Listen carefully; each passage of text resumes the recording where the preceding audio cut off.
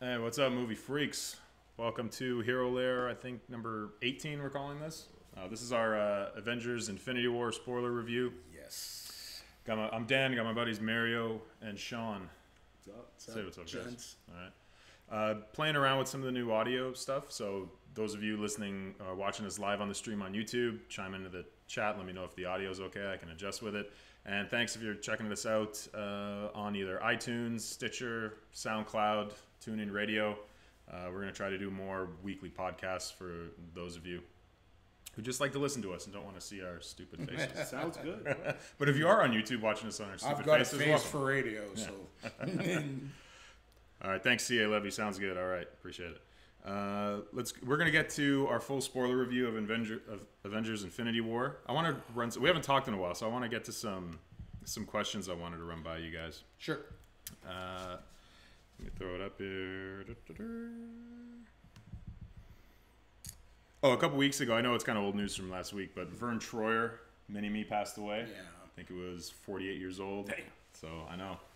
You know how he, all of us bounced all over the place. He came in one time to the club I was working at. We're in Toronto, so you guys wouldn't know the club anyway. But honestly, when he came to give his credit card to the hostess to close up the night, the credit card was literally like the size of his my phone to my forearm when he pulled out his credit card, because he was legit like under 3 feet tall, I think. Yeah, he was not a big dude at all. Like even amongst smaller people. Wow. Yeah. Did you guys see these comments from James Cameron? No. He was talking about, and I'll quote him. He was saying how he was pretty much asking for Avengers fatigue. So he goes, quote, I'm taking this off of IGN's website, but they're IndieWire, they're giving the credit to. I found, where is it? Because he starts talking about how, he starts the interview off first talking about comparing the Avatar movies that he's working on to Godfather. Okay. Which kind of means I found myself as a father of 5 starting to think about what would an Avatar story be like if it was a family drama? What if it was The Godfather, a generational family saga? That's very different than the first film. There's still the same setting, the same respect for the shock of the new. So, you know, you're talking about going past Jake Sully, going past... I mean, he's filming he's going to do 2, release them, and then do another 2. Well, the thing is, he has to say that because it takes him so freaking long to do them. That's true, yeah. You know what I mean? He's got to make up some excuse of why it's taking him so long. So. I love James Cameron. I will see anything with his name on, but... Look, there's no doubt that he's a fantastic director, but the fact being is he's really look, and I give him credit for being the perfectionist that he is, because he won't release something that he doesn't feel is right and he doesn't feel is ready to come to air, but it's at the it's at the cost of sometimes actors, you know what I mean? Like anything can happen, especially when you've got human beings. Obviously we've got all these other things happening with digital, putting someone's face on, and making them look younger, and things of that nature, and people who've been dead, bringing them back in other words. But it's it's still it's almost like what's it? Sam Worthington, who played. Yeah, he's fallen off now. That's his only role. Yeah. Yeah. Well, what box office draw is he gonna be? You know what I mean? That's so. It's almost from a marketing perspective, you can't use him as a draw anymore. Yeah, it's pretty much the world itself. Right? Yeah. You want to comment on Avatar and Godfather? Whatever. No, just show me Avatar. Yeah, that's true. I'm gonna go see it. Avatar is still the only time when in the 10 years that 3D has been thrown on us again. Yep. Right? That was the only time where I can still vividly remember in theater, oh my god. Wow, that was a legit experience. It's one of the few movies, very, very few movies that you must see in 3D. And launched the 3D TV craze. You know what I mean? What's that? I said it launched the 3D TV craze. Yeah. Everybody wanted a 3D TV just to watch Avatar. Yeah. It was kind of almost like the Nintendo Wii of of movies. Yeah, it propped up that little that little market for. It's like, here's my 3D TV. It's gone now. Put this on, watch Avatar. Amazing, right? Thank you. Yeah. But we're still in it. Like now it's in the basement. Yeah. But it's become this. You can't watch any of these big blockbusters in their first opening run, at least in Canada or Toronto where we are. Non-3D. Non-3D. There's not an option. Yeah. Right. I mean, we pretty much have a monopoly up here. There's one company that has a monopoly. Cineplex is the only game in town, especially when there's some smaller indie theaters, but they're not going to have the digital screen. They're not going to have any of that. And it's only available. They're independents. They're independents. Yeah, more for festivals and things like that. If you're going to see a blockbuster in its first few opening weeks, the only option is 3D. There's no non-3D option. So, and that's just sucking money out. And sometimes I'll sit there and I'll like have the glasses on and then I'll take them off and I'll be like, well, there's not much difference going on except I'm cutting the light. Yeah. I'm literally cutting the light in half. I'm like, wow, it's so nice and bright. And then I get it back home on a 4K TV and I'm like, man, it looks so bright. But in the theater, you're literally cutting the light in half. But you said it right. Avatar was still the only one that you had to do that. You had to do it. It improved the experience. It created a new experience. It created a new experience, and everybody's almost been trying to copy that experience, but it's not. And I can see like kind of the double-edged sword behind it, because the double-edged sword is that, can you recreate that at home? So like a lot of movies, like the best example of a movie that's that gained notoriety and added so much to the bottom line would be something like Shawshank Redemption. It came after the fact. On video, it earned its kind of its credit and it's rebought whatever medium is out there, or media is out there, like 4K or Blu-ray. You have to buy a copy of it to have it. You know what I mean? Like, it's one of those type of movies. Whereas in Avatar, you're not getting the same experience on your TV. Even with like a 3D TV, even with 3D glasses on your TV that you got in that theater. Yeah, back in 2008. Like, there's nothing. There's nothing that compares to it. So I'm hoping for a ton of that, and I trust James Cameron will deliver on it, because he's never not delivered on anything. Right? No, that's for sure. But anyways, he was saying regarding superhero movies and the Avengers in particular. Yeah. Quoting James Cameron, I'm hoping we'll start getting Avenger fatigue here pretty soon. Not that I don't love the movies. It's just, come on, guys. There are other stories to tell besides hypergonadal males without families doing death-defying things for 2 hours and wrecking cities in the process. Judgment Day? Okay, but it's just such a. These movies have moved on from that. They've covered so much. I mean, sit there and watch Captain America: Winter Soldier. Yeah. And tell me that it's not on the level of True Lies, if not even better. Yeah. And True Lies might be his best, just straight up action, not sci-fi in it. It's not this lowbrow what he's. I think it's more like when Meryl Streep was like. When he was she threw shade at UFC, and it's like, this is an art, and da-da-da, and it's like, you know what I mean? But what did she say? Yeah, she said, and I'm MMA paraphrasing. is not the arts. She goes, we have to support the arts because all we would have is football and MMA, and that is not art. Yeah. It was just, like, don't discredit something that you've never, like, how often has she ever gone to a jiu-jitsu class? Has she gone to this class? So you don't know what happens in that. And this goes for ripping on anything. If you're not there and if you haven't understood it, then don't rip on it, because what position do you have to criticize it if you've never actually been there and absorbed what it's all about? Well, you're not coming from any position of knowledge. Exactly. And so it is what it comes down to. And it just seems like it seems like you're pandering to people by making such a silly statement like that. Like, James, like, really, it's just pandering to social justice warriors. Like, basically, it's not. There's no point to that comment whatsoever. It's like, you're right.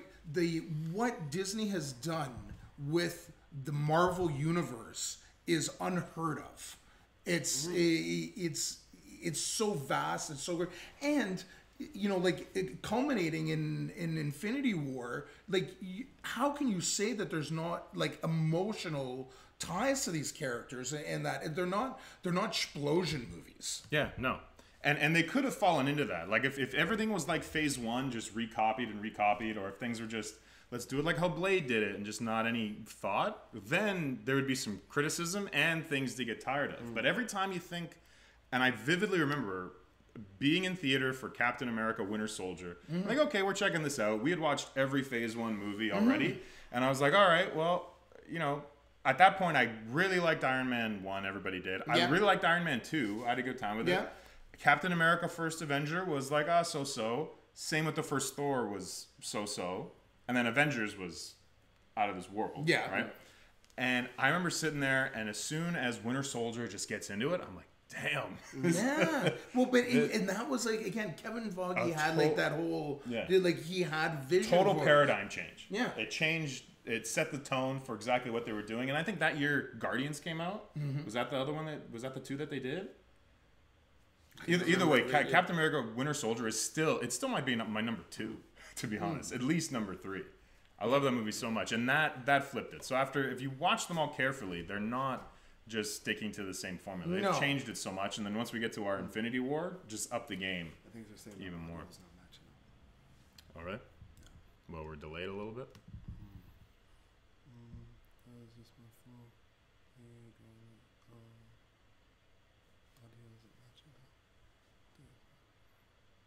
All right, we're trying our best. We'll stick with it. I also have a very slow, internet connection. So feel free to donate. Feel free to hit us up. Exactly. This is why. And the give us some super chats, and then we'll be good to go. All right, so Masters of the Universe got some new directors. Okay. I've never heard of them before. The Brothers Nee. They've done. What are some of these movies? They did a movie, a 2015 indie thriller called Band of Robbers. I haven't heard of it. Yeah, that's interesting. Rather than call them the Nee Brothers, I guess they refer to this. We're the Brothers Nee, like the Brothers Grimm. Yeah. Okay. I wonder if the same thing will happen to it's like how we used to have the Wachowski brothers. Yeah. Well, just the Wachowskis. Yeah. So this Masters of the Universe movie has gone from, I think Mick G, the guy who did the fourth Salvation. Terminator. Yeah, he did Terminator Salvation, which I like. I enjoyed. A lot of people rip on it and hate it. But he had a shot at it, walked away, and then David Goyer was going to write and direct. He went away, and then now I think they're still. Because David Goyer, like, he's a great writer, but as a director. Well, the only thing David Goyer directed was Blade Trinity. And you can't really. He got fucked on that because he had a star that didn't even want to be there. So I don't think he really got a fair shake, but he is a great writer. Yeah. Writing is fantastic. Yeah.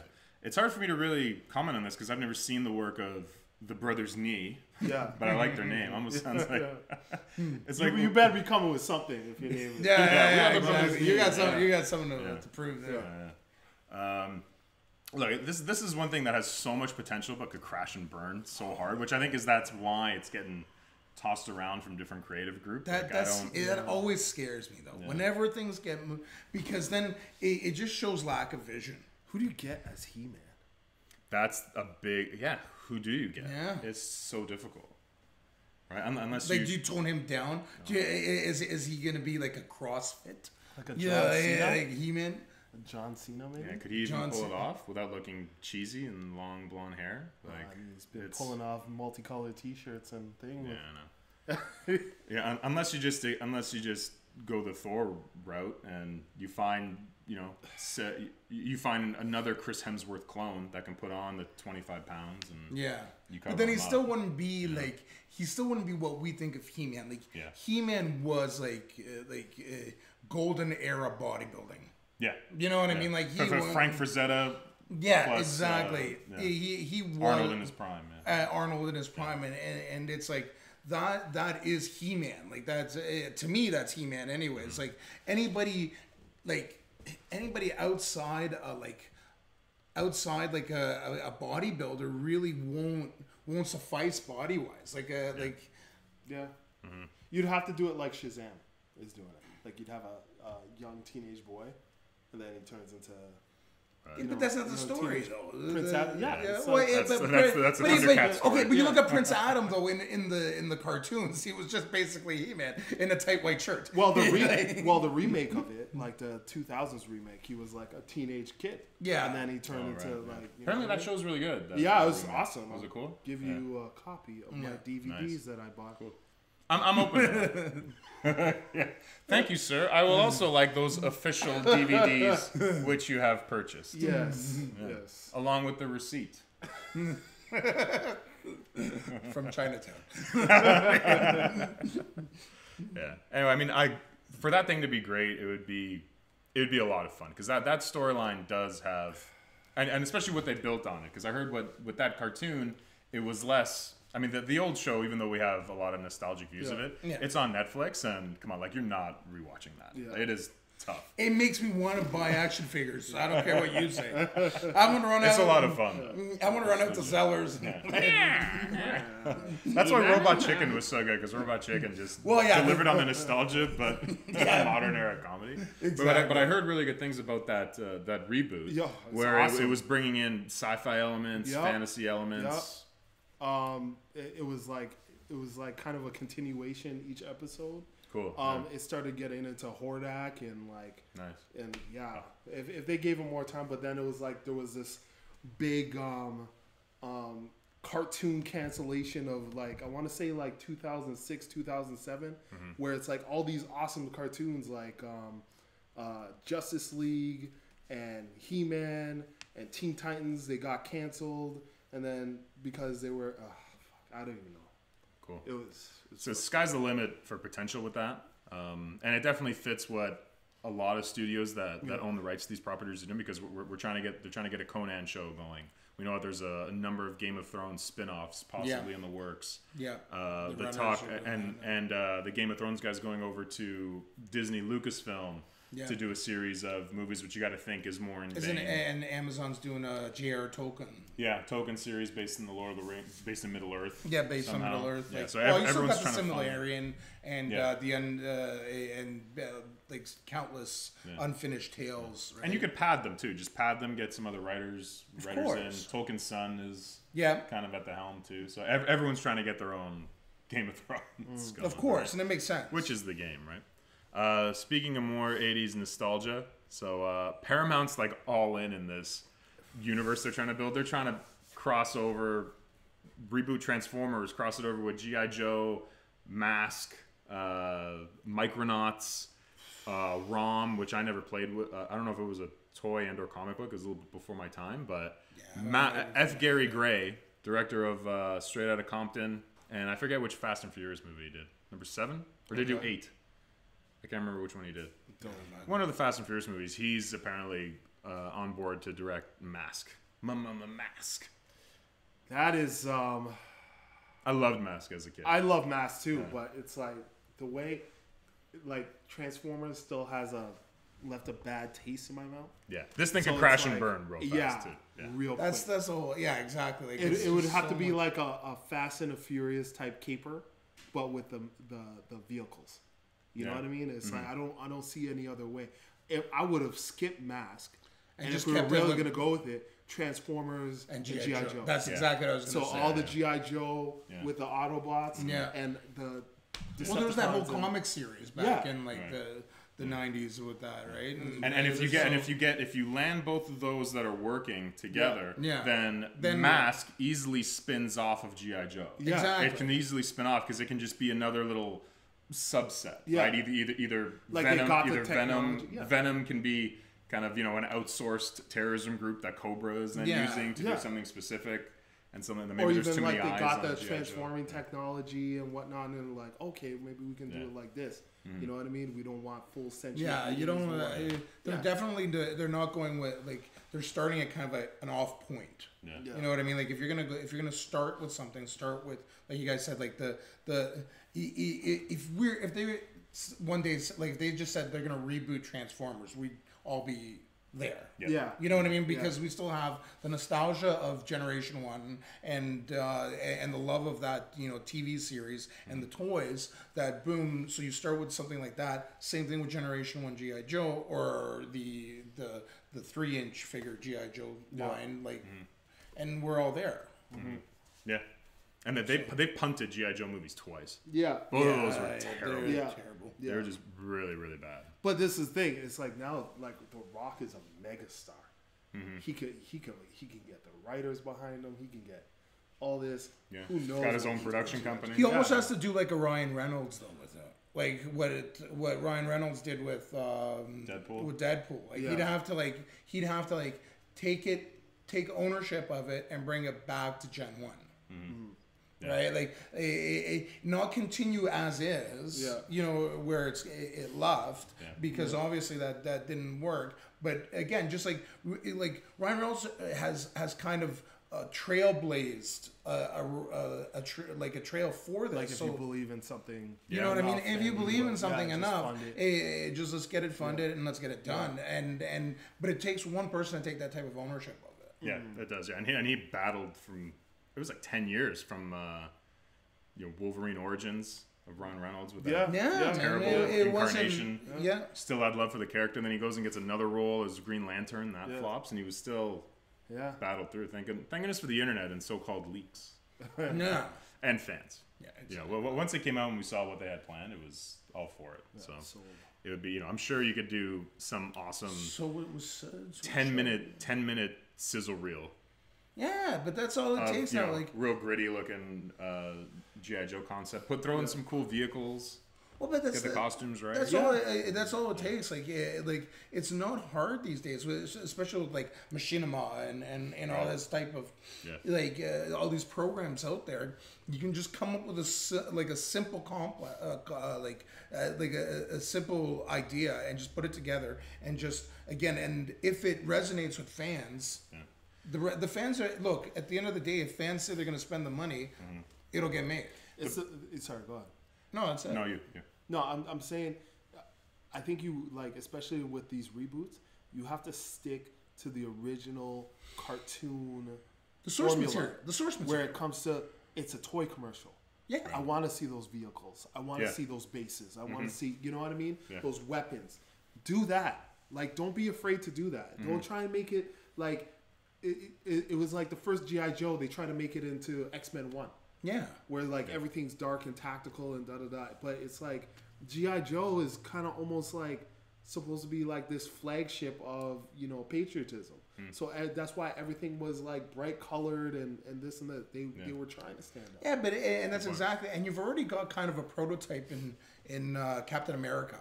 You know what I mean? And even if you wanted to them to kind of show what's wrong with patriotism today, you can always have that. It's all there to be written. You have enough characters in that to write that out. What ruins all this is when, like what happened with Universal Studios' so-called dark universe that they were trying to go. It's like, we're going to do all this. Look at all these stars that are going to make all these movies. We're going to make 50 of them over the next bunch. And then every movie has to then cram and lead into the next one. Yeah. And then it just falls under all the studio input and focus groups and data that they put in. And whatever original story was there just gets thrown away because they're like, well, we have to build this universe out. And this just smells of that because they're already talking about 5 different properties, crossing them all over. I definitely agree with you on that. And the opposite of what you brought up Universal Studios and that thing is, again, I think that's what the earlier Transformers and the earlier G.I. Joe movies did, is they relied too much on star power, where the stars should have, the source material, like you were saying, is the star. Yeah. It doesn't matter. We don't need to see Megan Fox bending over a motorcycle. Like, I liked it, but you don't need. That's not what's going to sell the movie. Mm-hmm. What's going to sell the movie is like Optimus Prime.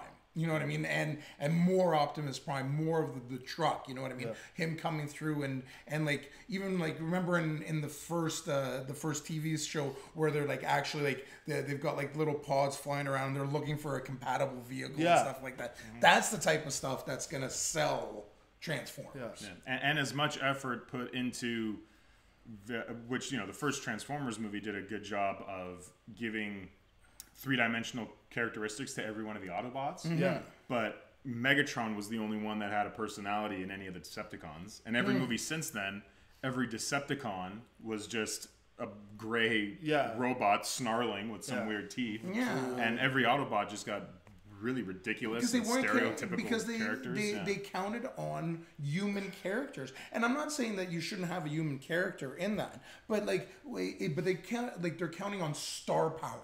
and the stars are like Starscream is a star. You know what I mean? Like Megatron is a star. You know, Optimus, Bumblebee, all those, they're stars. Like let them have their moment. Yeah, well said. Last quick bit of news, just because me and Sims are really biased towards this. Another return of Xander Cage, sir. Another XXX movie. So if you guys don't know, we're on a live stream, so I won't be able to cut to this. Yeah. But me and him worked for about. They shot it here in XXX. The Return of Xander Cage was shot here in Toronto. We did about a week on set as like pirates, cartel, security guards. AK-47s, and it's in the scene where they go to where they go to the island and the club. Where they're on the island over there. I want you guys, if you see us and you're watching XXX on Netflix, take a picture, show us on Instagram or whatever. Exactly. At the Hero Lair. We're in that whole big party scene. We're on the island. So that was shot in that set was incredible though. It was fully indoors, and not the part where they come in on the water, but once they actually enter the party. Massive soundstage, the biggest soundstage in Toronto. Guillermo del Toro does all his shooting on that lot as well, and Star Trek shoots on that lot too. That set was just incredible. Like it felt like real propane tanks that looked like burning garbage cans. They did a full shootout in there and everything. It was a really interesting time. Long days, but it was a good time. So we got another one.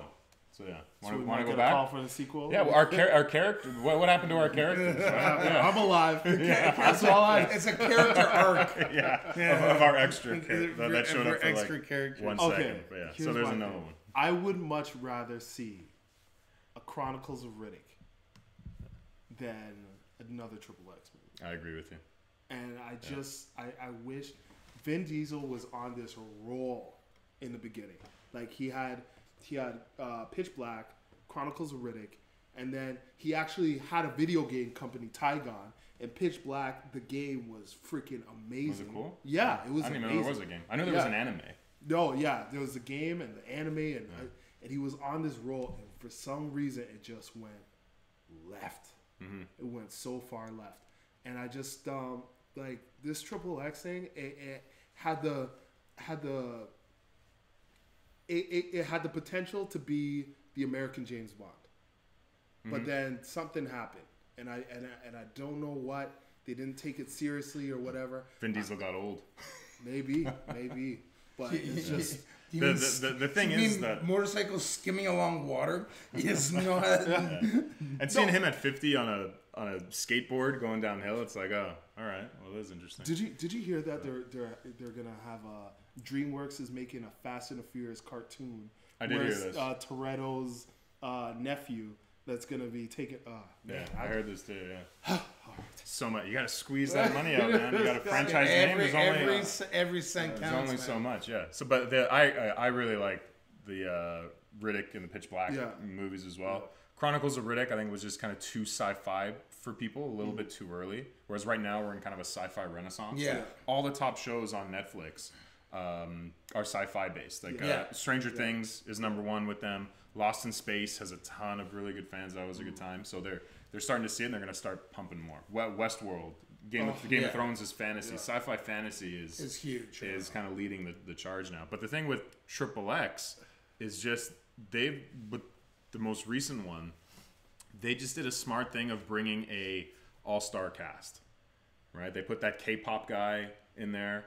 The worldwide box office appeal is very large. So they don't give a shit about the US box office. They're doing this for worldwide box office, and I think he's got some pull there, right? So we're going to be seeing a lot more of that now, where the Chinese demand and the international demand kind of leads the charge, and they I want some grittier action where it's like, you know what I mean, like an Ong Bak. You know, people just getting knees in the chest. I want like some serious gunfights, and I think you need to raise that PG rating. The last one wasn't R? Was XXX The Return of Xander Cage PG? Was it R? Like what? If it was R, I couldn't imagine why it would be R. There wasn't. That's what I'm saying. Yeah. I think it would actually be surprising if it was R. I think it's probably a PG-13 thing. Yeah, I think Something really needs to change there. Well, we're getting more. Either way, our character arcs will be completed. We're coming back. We want write us some fan fiction of mine and Sean's. Exactly. Triple X extra character. They fucked our club up, and now we're gonna fuck them. Feel free to.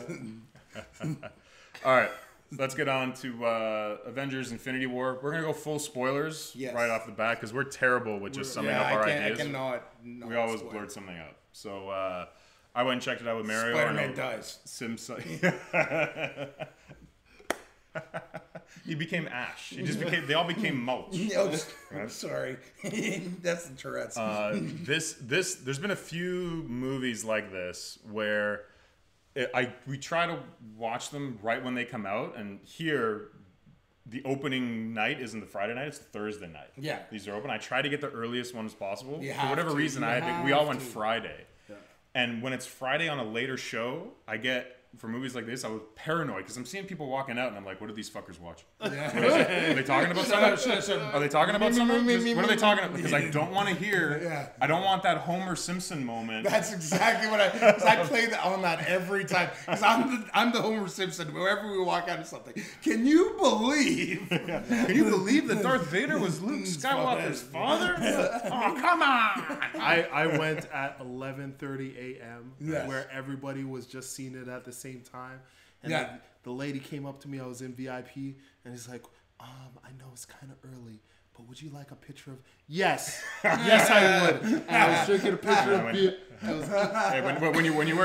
When you do real work, shift work, exactly. like this man, trust 11:30 a.m. is not hard. No. You deserve that shit. Oh, it's wonderful. So walking in just so paranoid, and man, what a fucking ride. Like what a build up of any movie to have too much weight on its shoulders and deliver in every aspect. In so much that you can't even no idea where it goes in number 4. And even though you have that where you need the continuation, not feeling like, oh come on, but the hobbits aren't there yet. They gotta keep walking like the Lord of the Rings thing, just delivering its own film that works. Leaves you thinking about it and in heavy anticipation without being like dirty cliffhanger. Exactly. It's not same bat time, same bat channel. You know what I mean? Right. With a cliche kind of cliffhanger. It's just that like it was smartly written. It was like, and we talked about this right afterwards. Like the whole thing, like they had hinted at Thanos throughout all this, and they kept on hinting, but to actually see. And the best villains in any type of film, storylines, anything of that nature, are ones that you have empathy for, are ones that you know, like you can see that they're the hero in their own minds. And Thanos was not, man. He completely believed in what he was doing. And you could see it in every aspect of what he did. Like, he was not out there. Like, it wasn't for fame. And that was the best part about at the ending. Like, when he's sitting there and he's just satisfied. He doesn't want a crowd. Like, he didn't walk out amongst, you know what I mean? Like, a crowd of people and... do the Loki thing. Worship me. Worship me and get adulation. No.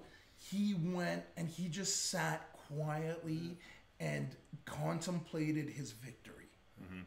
Like, that's brilliant, man. Like, was almost his superpower. Yeah, his conviction was a superpower. And it's just like... Very well said. And there were points where... I'll let you get your overall thoughts, but just right on that. And there were moments where they paid that off at the end by seeding it through the movie of him saying, you know, this is even. This is non-discriminatory cleansing, right? We need to balance the universe. Rich. Rich, powerful, poor, young, old, young, doesn't matter. You cut it all in half. There's no favorites in any of this. You could see that he definitely had, and I really love war stories like this where, you know, the only, I think it was Letters to Iwo Jima or Flags of Our Fathers, one of those Clint Eastwood ones. But it's where, you know, the two generals of opposing sides, they're the only ones that can relate to each other. Because they're the ones in charge of sending young men to their death. They're the ones with all the weight of having to build the battle.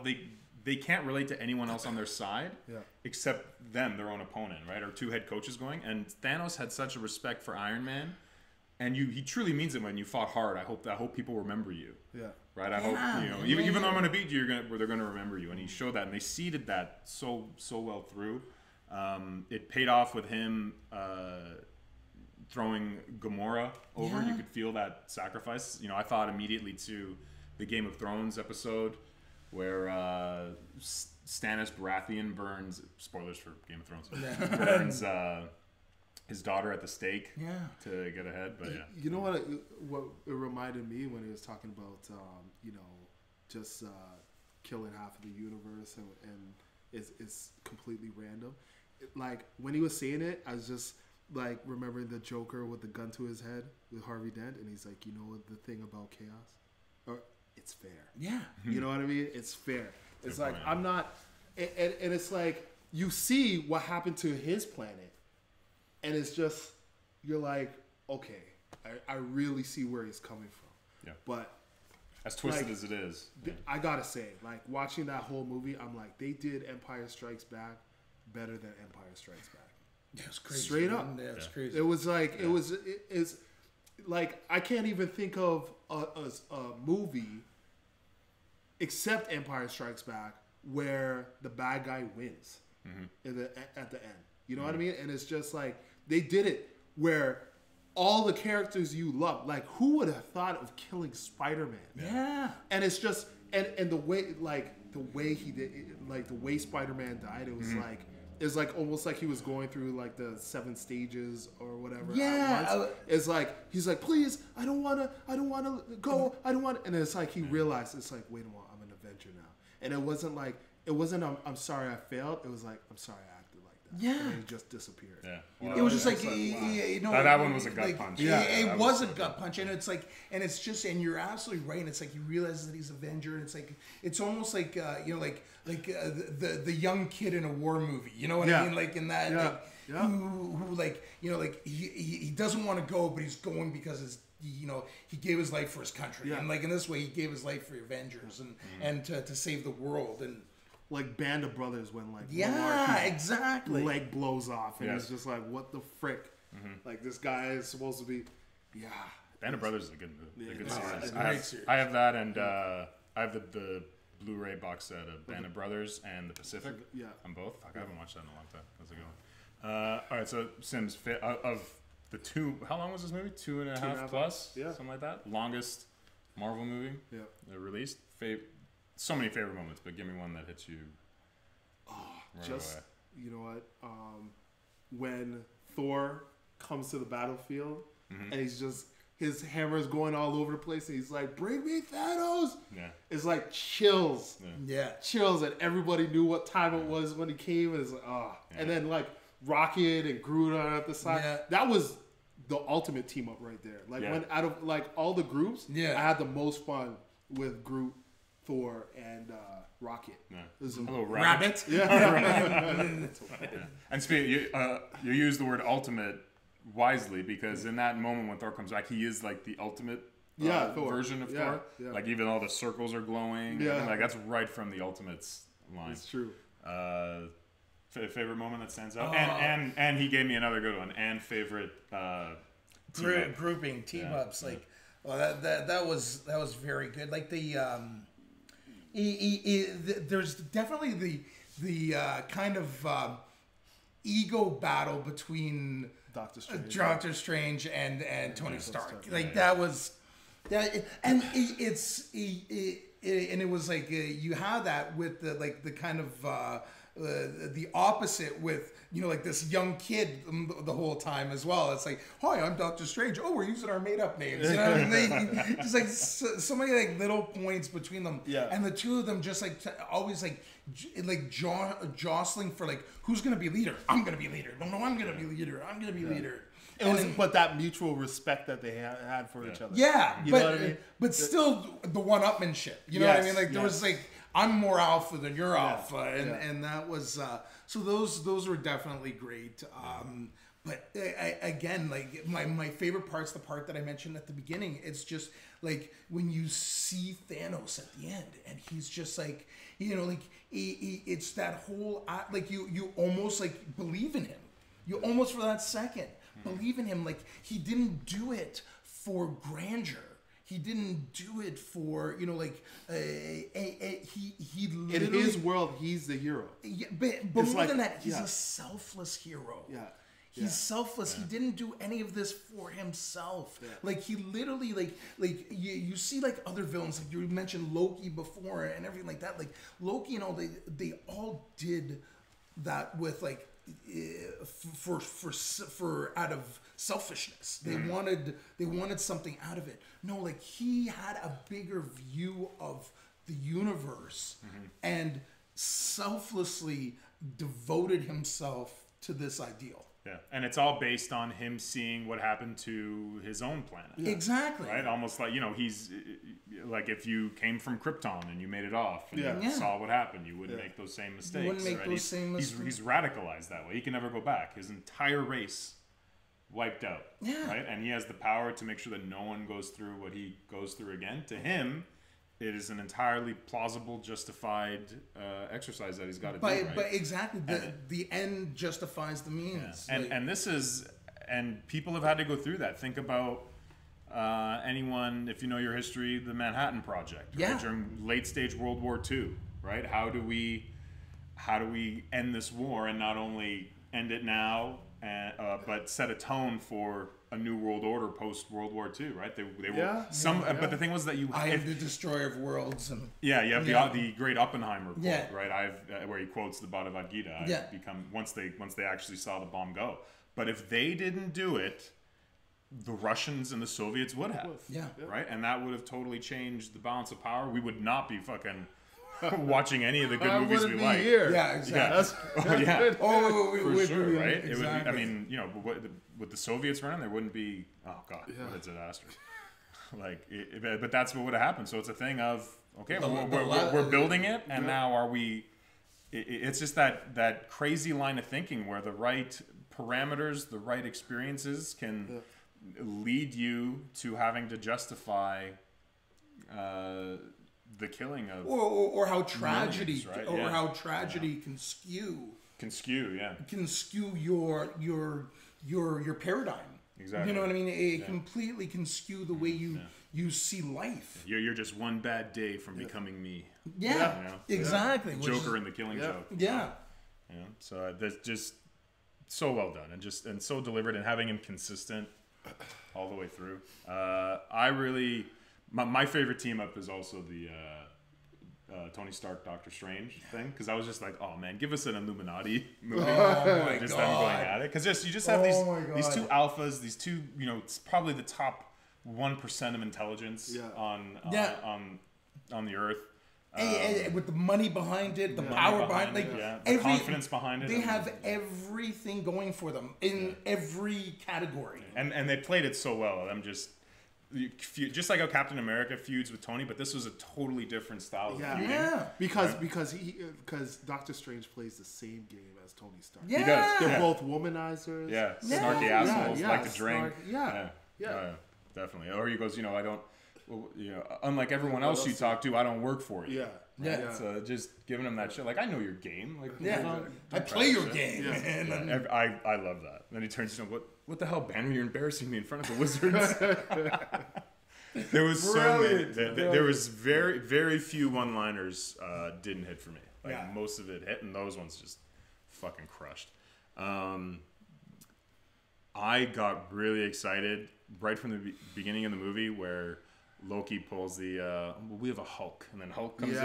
It's not only are you getting the callback to the first Avengers movie, but then seeing the fight, and I think it was Ebony Maw was like, let him have his fun. And Thanos just turns the table, goes straight fucking Cain Velasquez on, he's throwing knees straight up knocks him out as Super Saiyan. That's straight up what it was. It's Dragon Ball. Knocked him out as Super Saiyan. And this is not just the regular Hulk. This is battle tested. The champion. Exactly. In the pits. Post Gladiator. Exactly.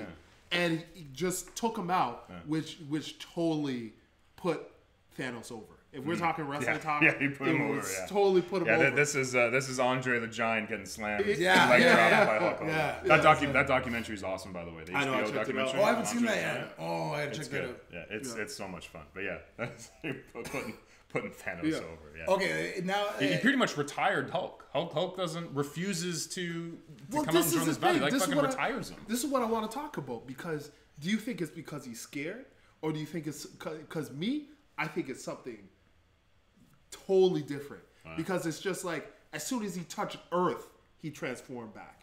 You know what I mean? And as we know, the Hulk loves a challenge. You know what I mean? And he constantly wants to prove that he's the strongest he is. But now all of a sudden, like, look at all the like monsters he's gone up against. Mm-hmm. You know what I mean? Like the Wolf in Ragnarok, friggin' Hulkbuster, the Abomination. Mm-hmm. It's like he's like, this is what he revels in. And if he's that type of guy, if they're trying to put it that like Hulk is scared, then all Hulk was a bully, because he's just picks on. Well, but true. I got something here. Go. So, and that is a really very good, totally valid argument. What I would say to counter that, and what I really think what this is, you guys ever heard of the term the yips? I'd never heard of it before the past weekend when I was watching the NFL draft, and there was a guy a tight end drafted by I think the Ravens or whatever, and he had started out as a pitcher for the Pirates and got the yips. So what the yips are, it's not just to baseball, but it's a mental disorder where you pretty much lose your edge. So if you're a pitcher, you just can't throw strikes. It's an undiagnosable, they don't know the cause of it, there's no treatment for it, but you get the yips, you're just mentally broken in your sport. A pitcher can't throw a strike anymore. They just throw wild, they have no control, and they can't break this mental barrier. Other sports have their version, like for golfers, they get into a situation where they have a short putt to make, and they just can't do it. They just mentally crack. Something's happened, and they can't get it back. They get the yips. Yeah. So, and I have to imagine maybe boxers get the thing too. Like when you think about, they don't want to get hit anymore. Who's the guy? No mas. Who's that boxer? Oh, back in the 80s. Yeah. I don't know. Like he was in the middle of a fight, and he's like, no mas. Yeah. There's really good ESPN. It happened to Tyson. Happened to Tyson. Yeah. They just hit this mental thing where they're like, I'm just done. Like, so it's not a specific thing about the opponent, like I'm good. They're just mentally they've lost their edge and they can't get it back. That's what I read from. But this is the thing. It's like because Hulk is just deliberately like he's like no, I don't. He's literally doing no mas. Yeah, but it's like I feel like there's more to this where it's like we never saw when he was in the Quinjet, he was leaving and Black Widow's like come like turn around, and he's like no, and he destroys the screen. What if something happened before that where Thunderbolt Ross came on and it's like listen man, if you know what I mean, we're sending you away, and if you try and come back to Earth and the Hulk comes back to Earth, you know you're right, that's a good point. Like, that's a very good point. It's like the way he's doing it, it's like he's officially like he made the deal, he's not coming. You know what I mean? There's some sense to that. Okay, now we've been bringing up the Hulk, and there's been a couple of like things going around the internet and everything, because if you look at the official trailer, the Hulk's in that battle scene. Yeah. And then the one with their fiber running, and then you have War Machine. So I want to talk about that, because and they're like, everybody's like, oh yeah, like they were just doing that as a like just to throw off fans and all that shit. Okay, I can't see them spending, because look, that type of animation is still expensive as shit. Yeah, I can't see them doing that just for that reason. So my theories on it are: is it part of Avengers 4 because remember, Doctor Strange is like, there's 4 million possible outcomes to this, and he's got the time stone. Yeah. So is that another time period? Well, or is that another? Because that's obviously what's gonna, in my mind, is that there's because he goes out of the, I can't remember what the number was, but out of the 4 million possibilities, only one of them works. And like we've all been through kind of like time travel movies, and it's sometimes you have to kind of go down a route that seems like it's not working for it to work. Yeah. You know what I mean? It's not always it's not always linear. You know, think about, you know, like even Back to the Future 3, like it's like things happen and they overlap lines of time. Yeah. So is it that, like, I wanted your thoughts on that. This is the thing. I wanted to talk about that too, because it's like, so Doctor Strange goes through all these possibilities and he said only one worked. Yeah. So which means he went through, they tried to pull off the glove and Thanos got it back. Yeah. They went through all these things. So they must have went through Star-Lord finding out that Gamora dies. So he must have told Star-Lord from before that this is going to happen and to prepare for it, right? Because he wanted, like, they needed that reaction to give it to for Thanos to believe that he won. Because if it was too easy, he would have went back in time. Because he's got the time. But if he's convinced, he wouldn't go back in time and realize that this is a whole big dude. So you think that Doctor Strange gave all of it was work? Peter, you think it was all the work? He gave Peter Quill the spoiler. Yeah. Wow. That's a hell of a theory, sir. Yeah. Because if I was Doctor Strange, one, I would do a lot of things. Yeah. But if I was him in that character and I knew that was a path, I would assume that Star-Lord organically would do that. And if I impeded myself to actually tell him, look, he killed Gamora, so be mad when he comes around, I think I would almost jeopardize what was happening. Kind of like Doc Brown, like, I don't want to know. But when he got the gauntlet, and he disappeared, Tony and Thing look at each other and are like, and Doctor Strange is like, we're the final end game. We're in the end game now. Yeah. So it's like, I think it was all a freaking work. And that would be cool if it was. And it's gonna be something. It's gotta be something. Something's there. Something's there. That would really redeem Star-Lord, because he's the GOAT, and I don't mean greatest of all time. No. I mean he's the guy he's the kicker that fucking that wide right. He's Ray Finkel. Yes. Yeah. Right. He fucked it up. That would be if that were true, then that would be a redeeming, because he was like, no, it was a plan. Yeah. Well, this is the thing. I think they're gonna go back in time, because in order to beat Thanos, I think they're gonna have to go back in time all the way to the first Avengers. Yeah. Well, we kind of, there's been stuff released. Yeah. We know it's like, there's gonna be definite, like, I love time travel stories. They do, because they change like the whole the whole grandfathering and everything that happens through it, and it's just like. At what point does things change? And then, because if it goes back all the way to first Avengers, that changes every timeline since. So that changes Civil War. That changes everything. Yeah, it's a reboot. Yeah. It reboots everything. Yeah. You know what I mean? Yeah. Like it's Days of Future Past, where everything is rebooted. Yeah. And it's only I would never have expected that of whoever died, that the ones that survived were the OG Avengers. All the OG Avengers, we don't know where Hawkeye is, but we got to assume he's still alive. Yeah. But they've all survived. It's been, and they played that, and they're so fucking self-aware, and they're so aware of, they got us, man. That they got us, man, because they were playing those deaths. Who's it going to be? Like, what's going to happen? Because we were all coming in there thinking Cap, or Iron Man, or both, or this is the passing of the torch, and it wasn't this movie. Yeah, we're all thinking, okay, now it's going to be the next one. And they did it with Black Panther, where he goes up and he goes, "It's okay, you all right?" Yeah, now it's thinking that person is going to, thinking that person was going to go, and then he disintegrates, turns into. But literally, it was they killed off some the newest guys. Yeah, Spider-Man. Literally the guys who just had their own movies, like in Spider-Man and Black Panther. So much for a Black Panther sequel. You know what I mean? Exactly. I mean Wakanda for I mean that does kind of take a bit of the stakes out, because you know that these guys are going to be fine. Yeah. But at the same time, it's so smart, because in the moment, it delivered, And in the next one, it just sets it up when like, okay, now we can enjoy maybe one last mission of the OG Avengers. Are they the ones who are going to have to sacrifice themselves, right? Are they going to be put, just like how Thanos, in order to command the Soul Stone, he had to sacrifice something he loved? Are the OG Avengers going to have to do something similar soul for a soul?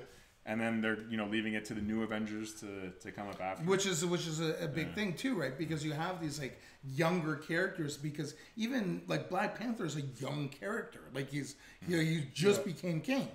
You know what I mean? And then you've got Spider-Man, who's a kid practically for all intents and purposes. So like I can't see them like not passing on the torch to these guys. Like no, for sure. Yeah. It'll just be how does it happen, and you know who really does have to get sacrificed. Yeah, man, so good, so much stuff. And even as even something as small as how we were talking about the Hulk, and we're thinking about, well, why didn't he want to fight? What's going to happen next movie? All this, they could have easily just thrown him in there, smash some people around, have some bullshit in there, and make it kind of a non-issue background character. But by doing that, it just adds a cool new wrinkle to this entire saga and into the next one, which is just such a smart. You think it would just be a little thing, but it makes a small moment so much more, and that can grow roots in movies later on, as opposed to just throw Hulk in there. The kids like to see it smash, which would have been, you know, a more backwards version of what a studio would do. Well, if it were not such that would just be pandering at that point in time, and then that'd be a DC move, unfortunately. They were saying they wanted to make a Hulk story arc throughout the movies because they can't give him his own movie. Same thing with because Universal owns the actual Hulk solo movie distribution rights. Yeah, and it's the same idea. Like, but regardless, so you can see, like, I kind of like that some of their arcs are happening within the other movies, because it's like, you know, like you've got him, you've got Black Widow's like arc is happening within the movies. Yeah, go ahead. Take care of it. Yeah. This is what happens when we're live. Yeah. We'll do it live. God. We'll do it live. Any parts that didn't work for you? You know, it was a solid movie, man. Like, I can't really, I'd have to watch it. I still got to watch it again. Like by all sorts of, like, it's got to be watched again just to kind of absorb everything, because so much was happening, and it was such a long movie that you need to kind of grasp it. But from the single viewing of it and just kind of seeing it all in one piece, nothing that kind of nothing off the top of my head. How about you? Man, what would it be? When we got to where is it, that forge of the dwarves, where they have to big Peter Dinklage. Yeah, that was funny. But I mean, at the same time, you're like, oh yeah, it was Peter Dinklage. Like it's definitely like okay, let's take a break, and then here's like, so sometimes the comedy more often than not just nails it. Yeah. But when that one was a little when everybody has a snarky thing, I'm sure you laugh, but at the same time you're like, okay, well, there's not going to be anything that you knew he was going to make it. Yeah, that's the only thing. I mean, these things are like are fun, and they're great, and they deliver, and there was definitely big moments of stakes, but there are times when you're like, like this is going to be okay. He's going to he's going to survive the hit of this star, but I don't know any huge way. I mean, we have other stories where we get that kind of payoff, like watching Game of Thrones, right? Anything can happen to anybody. I feel Westworld is the same way, so I can't expect. But those are kind of what's the word I'm like? Those are original content. They are. You know what I mean? Yeah, so it's very in this situation here, when you're dealing with someone else's creation. Mm-hmm. You know what I mean? It's hard to you have to kind of follow certain lines. Mm-hmm. So I see what you're saying. But even though there's certain moments, we're talking about something that didn't, we're nitpicking, like just things that didn't work. And I was just saying, that part where Thor is forging his new hammer, Stormbreaker. It's like, I know he's going to survive the star hitting him, right? But those moments are so few, and in the end, the over-encompassing story, you're still on the edge of your seat because you legitimately don't know who's going to make it out, and that more than redeems that one little part. Yeah. And so in that part, I just really had fun with Peter Dinklage, the giant dwarf, just the ridiculousness. Yeah, it was. And that's all it is. It was cool, yeah. I mean, I can't really fault whatever, rabbit. anything else, right? I mean, it's incredible just how much they fit in, and the fact that we actually didn't. If you've read any iteration of the Infinity Gauntlet storyline, we're not even there yet. No, this is like in the original Infinity, like there's been a few versions, but the one that I'm thinking of, one of the earlier ones, literally he does the finger snap, like in the first few pages, like he gets it and then he does it, and then it's the aftermath of it. So we're just there now. Anything didn't work for you in this? Can you think of anything? Anything that took you out or? Not really, man. I was. Did you like the Black Order? Yeah. Okay. What I didn't like was that it was too easy to kill the Black Order, and it's like if you know about like Corvus Glaive, it's like you can't even you're not even supposed to kill him because as long as his staff is still intact, he can still. Yeah. They watered those guys down. A lot, and it's just like it would have been awesome if they kept them around. And it's like not only like do you have to deal with Thanos, but how do you get past the like a bosses in like Double Dragon or something. Yeah, because that was something I was looking forward to. Because every Avengers team up, we've had the cannon fodder, which you need, and in this one we had it too. But I thought we were going to get, like you said, bosses underneath the big boss with these guys, and they weren't. They weren't kind of all that. Yeah, they weren't all that. I mean, Ebony Maw was cool. Like when they first show up in New York, and he's like, "Rejoice because your useless lives will have meaning. You are about to die." Which is so perfect, especially since Thanos isn't really about that himself. He just has the annoying handler say it. Like he was fun just from a because even in the comic lines, he worked Doctor Strange. Yeah, like he's all up in his mind, torturing him, and you know what I mean. They could have given him a little bit.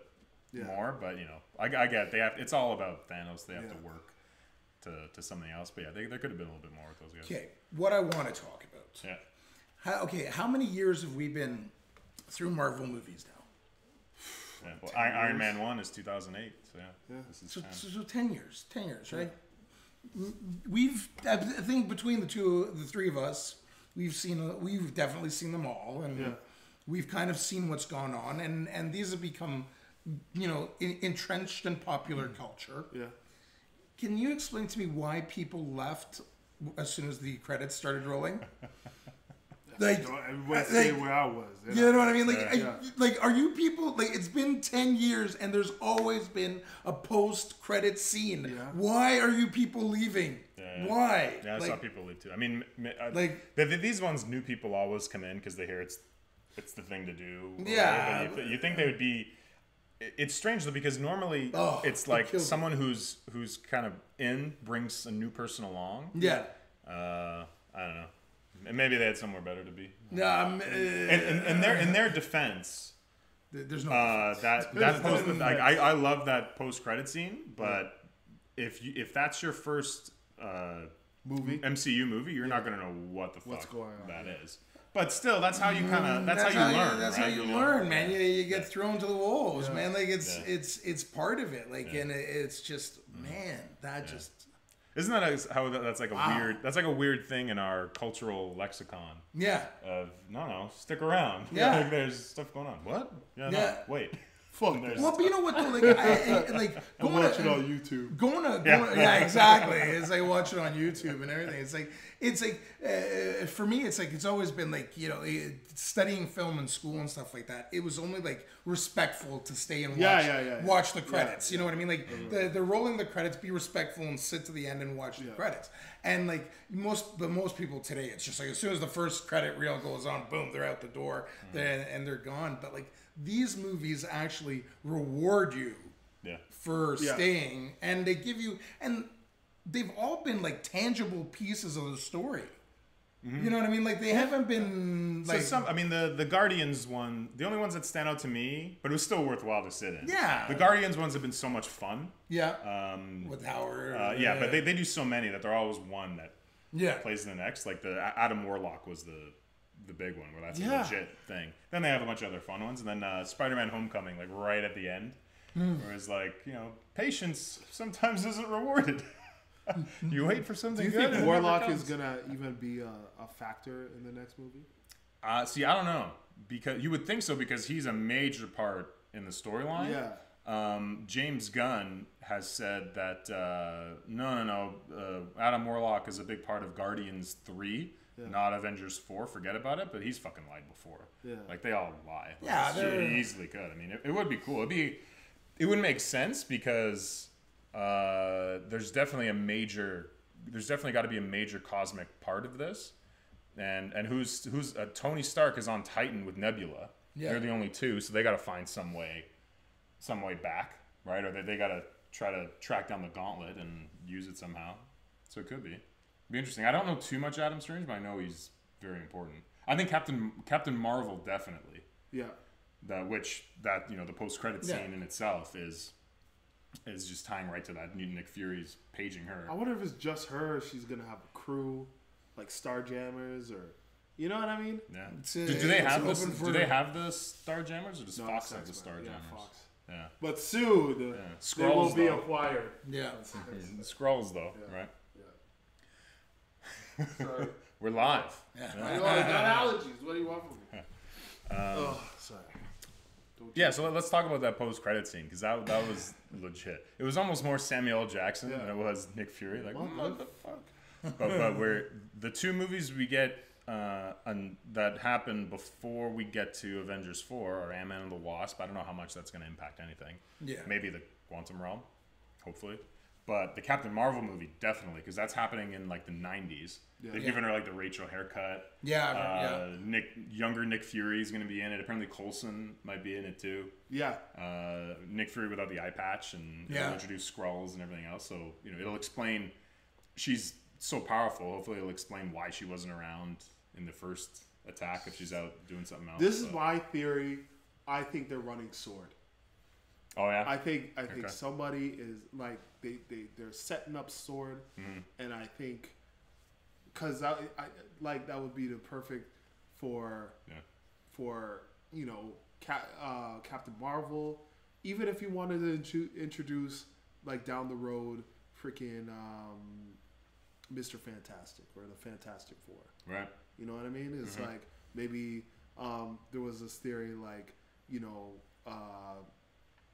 Mr. Fantastic could be the director of Sword, and that's why you didn't see him the whole time because he was put in. You know what I mean? It'd be awesome, and it would make sense to have a Sword because if you're getting your ass kicked by extraterrestrials like every other year, you're gonna set that up. Why wouldn't you set that up? Yeah. Good point. It does make sense. Yeah. I wonder how powerful they're gonna make Captain Marvel, because she can have some crazy powers. Yeah, I think they're gonna OP her. Was OP. Power. Oh yeah, I think so. Yeah, and what's up with? Okay, if there's another thing I can kind of nitpick at this is that I can't get a handle on Scarlet Witch's powers. Yeah, because she fucked up. It's like telekinesis mixed with. But she could destroy an Infinity Stone. Yeah. Like, holy shit. What? And that was all just from. And granted, it makes sense though because she was kind of created from experimentation. Looks like you're doing a line. A little. All right, a little bump. Let's go. Let's sugar. go. Yeah. Ready back in this game. I just watched Wolf of Wall Street. It was awesome. Did you just watch it? Or No, I rewatched it. Yeah. I saw it when it came out. What was I saying? Yeah, because Scarlet Witch in the MCU, she's not a mutant. She was a product of experimentation by Baron von Strucker. Yeah. And he used Loki's staff, which had the Mind Stone in it. Okay. So that kind of gets, because she's kind of a byproduct of messing with that. So maybe I'm kind of convincing myself that it's fine. It's manifesting into something else. Mm-hmm. Yeah, that makes. So maybe she can't do that with any stone. It's just because her powers are derived from the Mind Stone. She has a ability to. That makes sense. Man, good writing over there. MCU can't stump me. What do we think? Let's make some outlandish predictions. For the next one. Even like they're withholding the name too, because I think they said the name because it's got spoilers in it. I mean, is it event? It can't be Secret Wars. There's no way they're bringing some sort of Skrull invasion. Right? And yet. Anyone that does, it'd be way too early, coming. right? Like the Skrull invasion. Totally. It's Avengers. Spider-Man lives. Spider-Man returns. Yeah, that's gonna be the name. Yeah. And for anyone that doesn't know the Secret War storyline, it's discovered that some of the Avengers have actually been taken over by Skrulls, a alien race of shapeshifters. They're at that war with the Kree all the time, and they'll definitely be introduced in the Captain Marvel movie coming up. And that could just fuck up a ton of shit. Like that's almost like their equivalent of Flashpoint. Yeah, they want to like, oh, you thought everyone was dead? Well, that was the Skrull version. Surprise, of them. The other ones are actually still alive and they're stuck somewhere.